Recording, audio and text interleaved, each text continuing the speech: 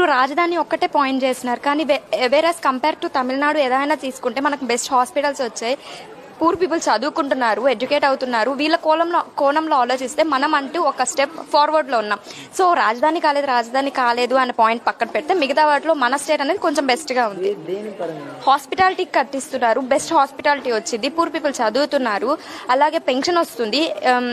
ఏదైనా ప్రొఫెషన్ చేసే వాళ్ళకు కూడా మనీ వస్తున్నాయి. అన్ని కేటగిరీస్ లో అందరికి మనీ వస్తున్నాయి కాబట్టి వాళ్ళు కొంచెం డెవలప్ అవ్వడానికి వాళ్ళ యొక్క బేసిక్ నీడ్స్ కూడా సాటిస్ఫైస్ అవుతాయి. రాజధాని గురించి అంటే అదే టైం పడుతుంది, కొంచెం టైం ఇస్తే చేస్తారు.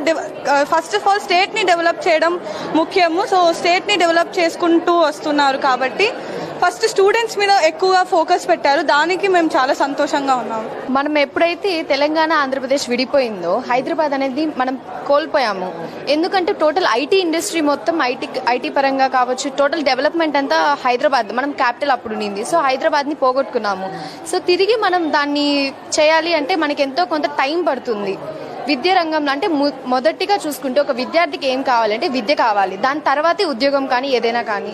సో దాని పరంగా ముఖ్యంగా అయితే జగన్ గారు ఒక విద్యార్థికి ఏం కావాలో ముందు అది అందిస్తున్నారు. సో ఇంకా జాబ్స్ పరంగా చూసుకుంటే అయితే ఇంకా మేబీ టైం పట్టొచ్చు.